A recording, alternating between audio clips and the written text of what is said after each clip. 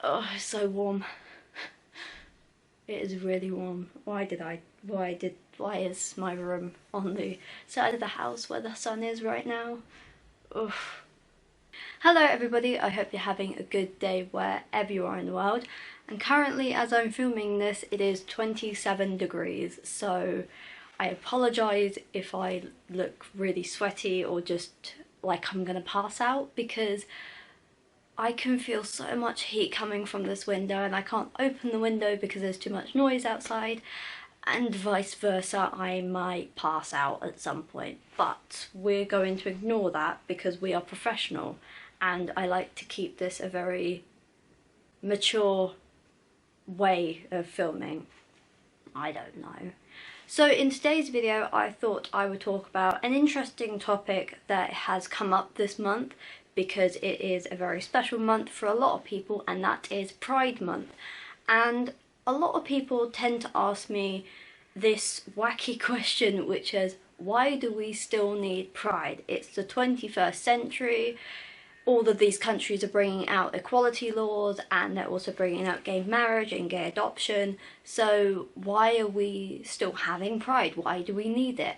And as a member of the LGBT community, I feel like I can speak out in a way that will not only educate but make people understand and be a bit more empathetic as to why we still need it, because homophobia and transphobia is still a very prevalent thing in society. It is not something that has just been washed away with the times, because that has never happened. It is still predominantly out there. If you look in any sort of media outlet, if you look on social media, even if you look at your own friends and family and the way they talk about certain people, homophobia and transphobia still lies in their tents and what they say.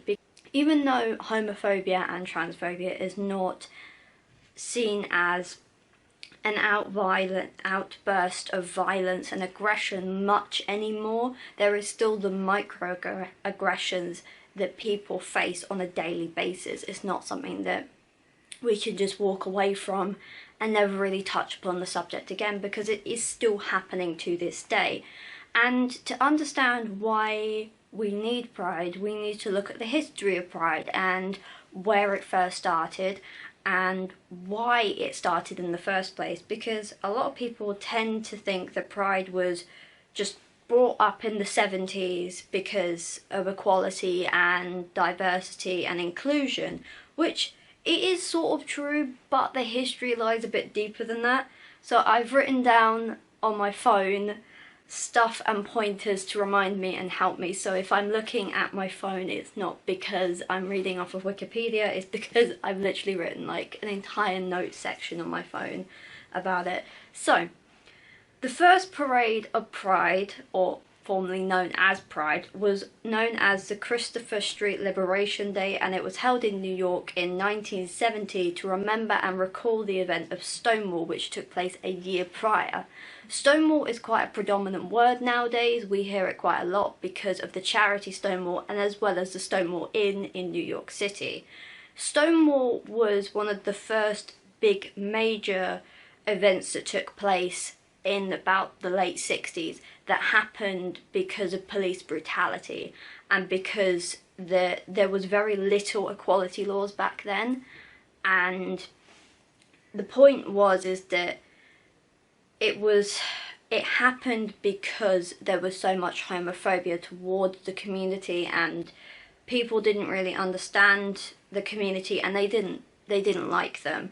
And even though they had these small clubs and bars and places where it was sort of an underground community, the homophobia and the transphobia and everything in between was still very predominant. So on the 28th of June 1969, there was a police raid that took place in the Stonewall Inn, and this was in the early hours of the morning, and a lot of people were still at the bar.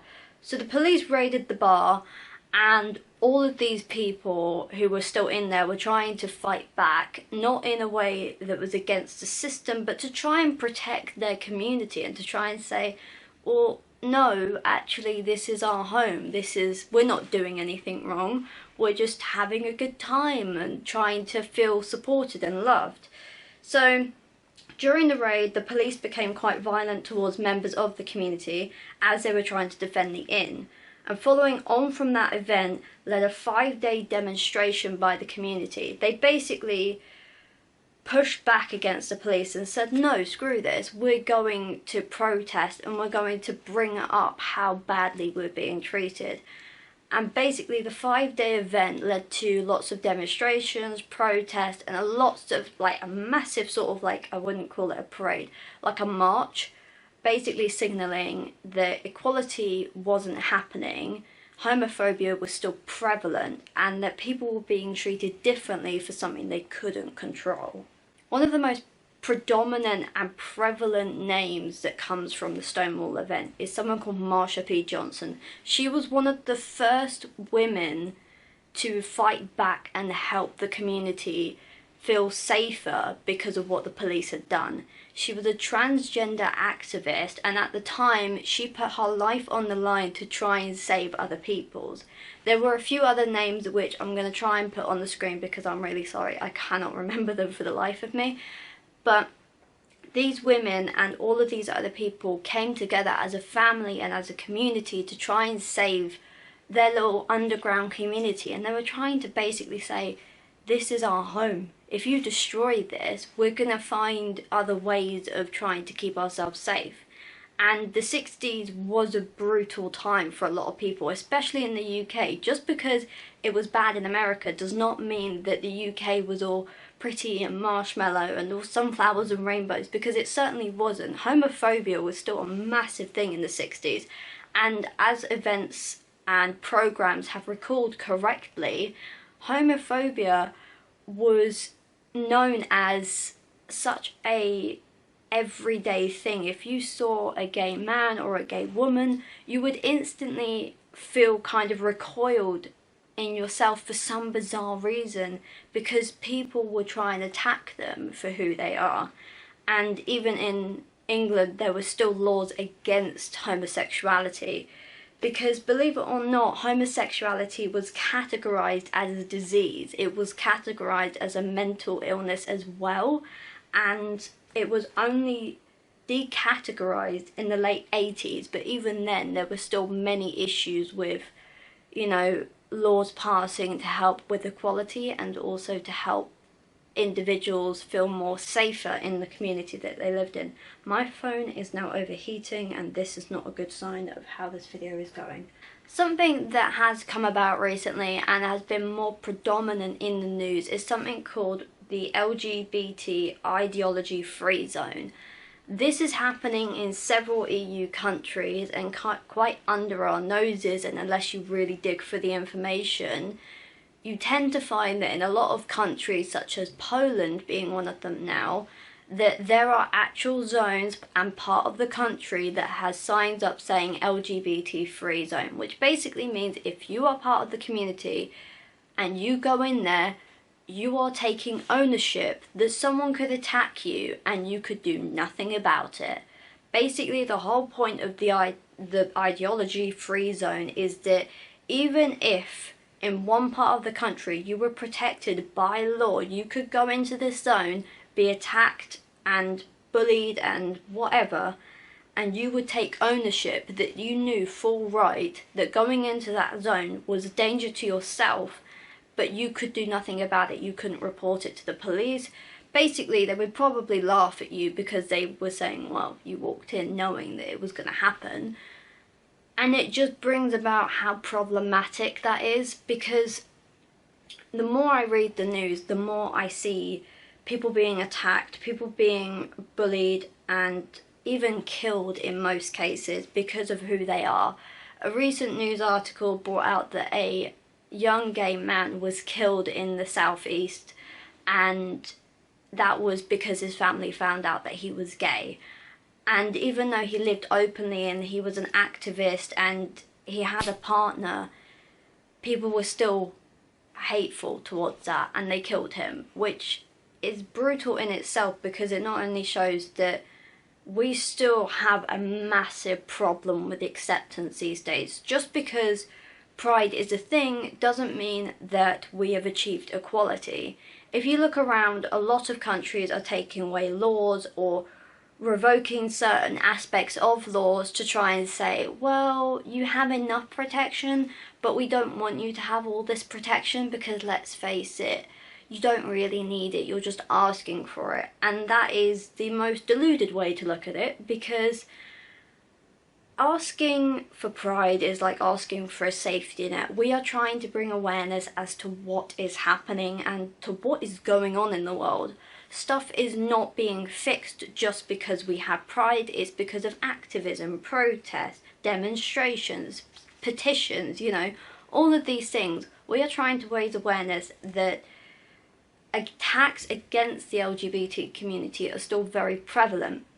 However, we tend to have people who don't understand the message of pride say things like, well, if you have pride, why don't we have straight pride?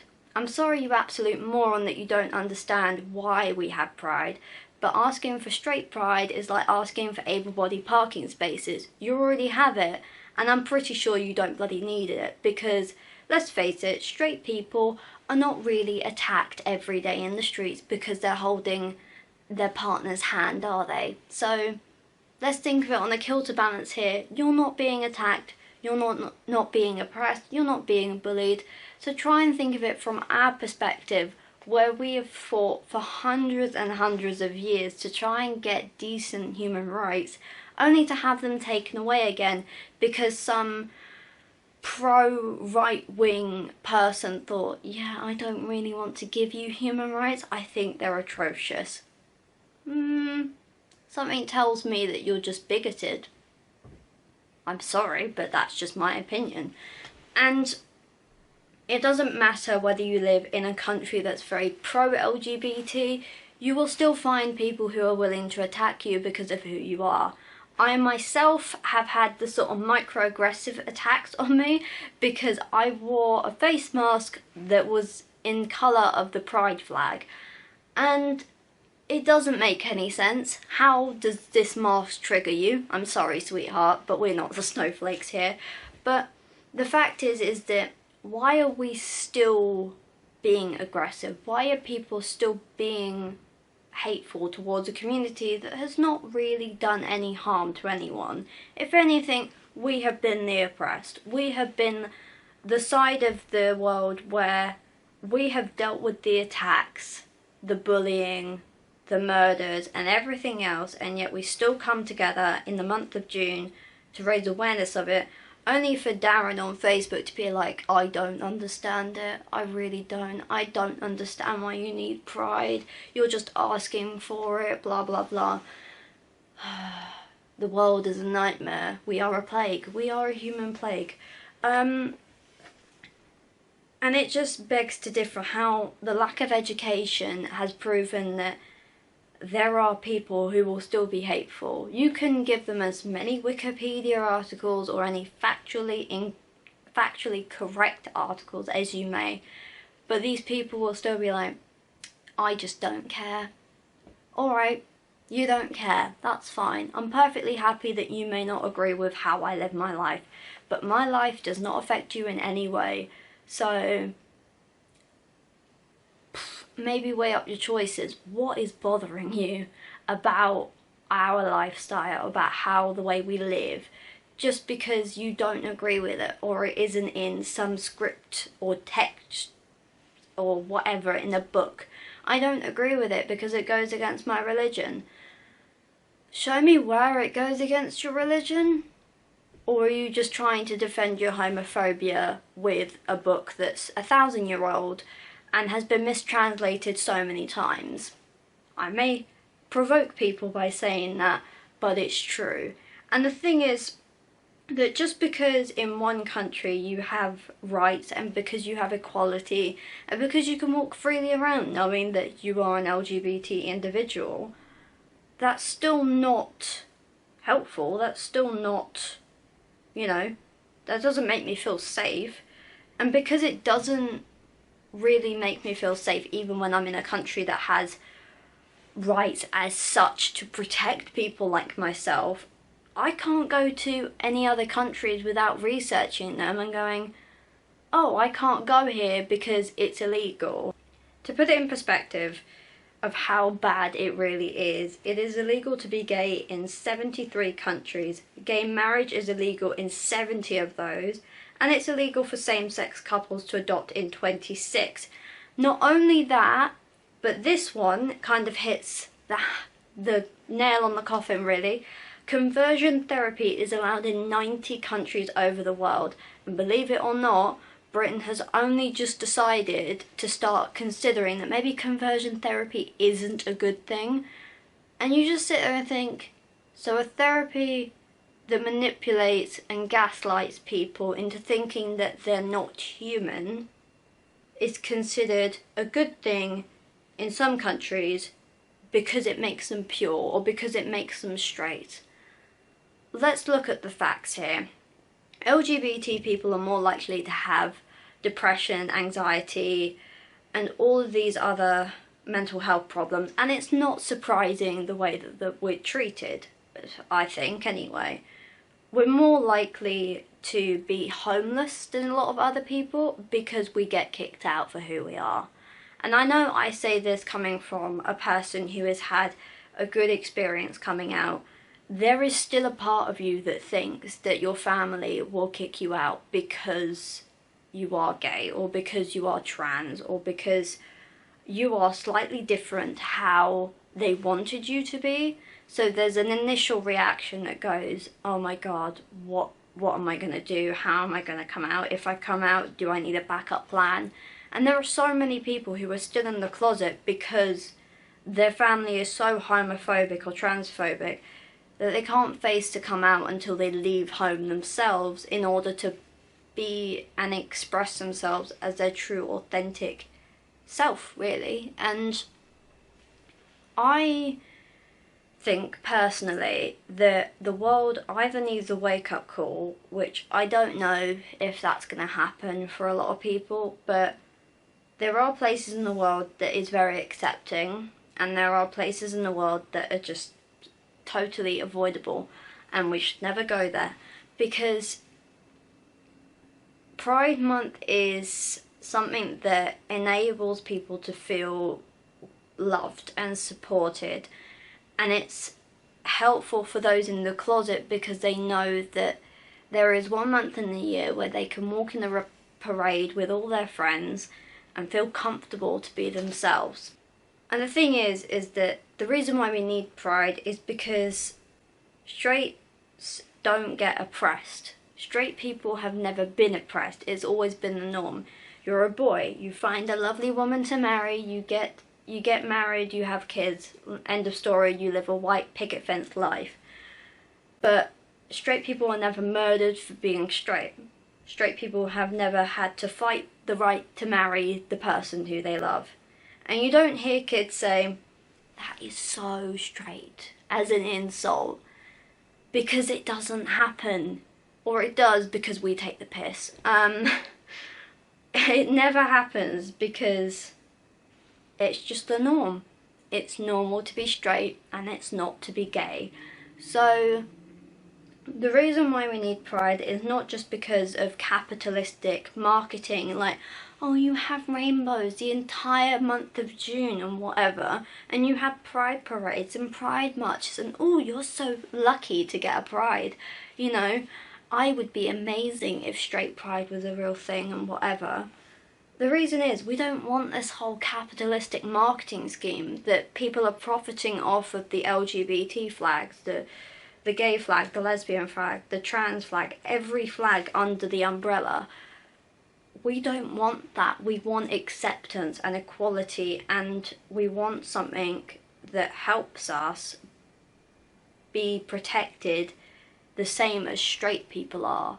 Straight people are not deemed oppressed, they are not oppressed, and gay people, LGBT people are oppressed all the time. And the thing is that yes, marketing companies are making money off of LGBT people because, oh, we're an ally in June, but in July we're just going to sit back in the corner and watch this whole massacre unravel because we said we supported you once during the year. That's not an ally. Just because you wear a t-shirt that says the word "I'm an ally" on it, great. What are you going to do to help us then? The thing is that you can wear all the ally shirts you want, you can wear all of the ally bracelets that you want, but unless you actually do something to help the LGBT community, you're not being an ally. You're just sitting on the sidelines waiting for stuff to happen. You can claim to be an ally all you want, but unless you actually help someone in the community, then I doubt you're really an ally. And even if you're LGBT, trying to keep your life together is the hardest thing in the world, because you grow up in this sort of heteronormative society where it's like, oh, look at him, he's got a girlfriend and he's only 3, that's amazing. Well done, he's a 3-year-old. I'm glad that this heteronormative society is rubbing off on your son already. And we don't have gender norm because, you know, pink is for girls, blue is for boys. Gender normality is so mixed now because people are like, boys shouldn't wear dresses, and it's like, did you realise that historically dresses were meant for boys anyway? Look it up, Sharon. It's not the hardest thing in the world. Google is free. And it makes me so enraged that people are still treating people who are human beings at the end of the day, they're not doing any harm, differently to how they would treat their straight, normal friends as such. So, to top it off, Pride is always thought as a festival for gay people, a way to wear rainbows and drink until your best friend passes out. But it's not like that at all. Pride has so much history, it has so much raw energy and love and feel to it. It's a place for people who have just come out or who are still in the closet or have been out for years and wanted to feel a bit more loved than they normally would. Or it's for the couples who want to support their closest friend because their families won't. It's for the misfits and the perfectly beautiful people who have been told they're abnormal, disgusting, terrible, and even horrible because of who they are. It's for kids, teenagers, young adults, and elderly people to let their hair down and be free to be themselves. It's a celebration of lesbian, gay, bisexual, transgender, and the queer community. We're able to celebrate who we are and who we love and what we want to be in a safe environment without the judging eyes of our peers or older people looking down on us. It's a place where the unwanted can feel wanted for the first time in so many years. They feel safe and not judged for whose hand they hold or who they want to kiss or what outfit they want to wear. It allows them to be their true, authentic self. So why do we need Pride? It's simple. It's an entire community which is able to come together and be their true, authentic selves. Without it, our world would crumble and so many people would suffer due to it. Pride is a lifesaver. It's a life jacket that helps us stay afloat when the world tries to drown you. Most importantly, it allows people to feel loved for the first time, and that is the rare beauty of this celebration. We're able to be a family in a place where the world doesn't want us.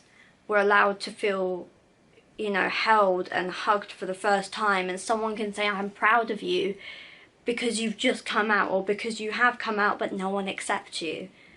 It's about acceptance. It's about being in a place where you can look someone in the eye and say, I'm really happy you're still here. I'm really happy that you're my best friend. Or you could meet a total stranger and they would become your friend instantly because they understand the struggles you've been through. It's basically about a massive family coming together once every year and bringing awareness of how much struggles and oppression and aggression that they have had put on them for the past year. Pride isn't just about marketing or capitalism or wearing rainbows or kissing the person of the same sex or gender. It's about understanding that we have so much history behind it, and it is about time that we make it sure that we all have equality, because without equality there is no inclusion. Without equality we are left to crumble on the sidelines like we did many, many years ago, and we cannot let that happen again. So, if you are interested in helping and supporting the community, sign petitions against laws that are going to affect us directly. Sign up for different webinars and articles and different newsletters of different LGBT charities. The more that allies can do to help us, the better, because once there is a person who is straight and has a voice for the community, there will be light somewhere among this path of darkness. And that's simple. So I hope you've enjoyed this video and enjoyed a little rant in the meantime. Please subscribe and like. We're almost at 140 subscribers, which is kind of bonkers to say the least. Please share this video around. The more people it gets to, the better, and the more awareness is brought to it, the better. I know that some people won't necessarily agree with what I've said, but please take into consideration that you are basically going against a human right to live freely, so kind of consider that when you are being quite aggressive or homophobic or transphobic, please. And I will see you whenever I see you next. Goodbye.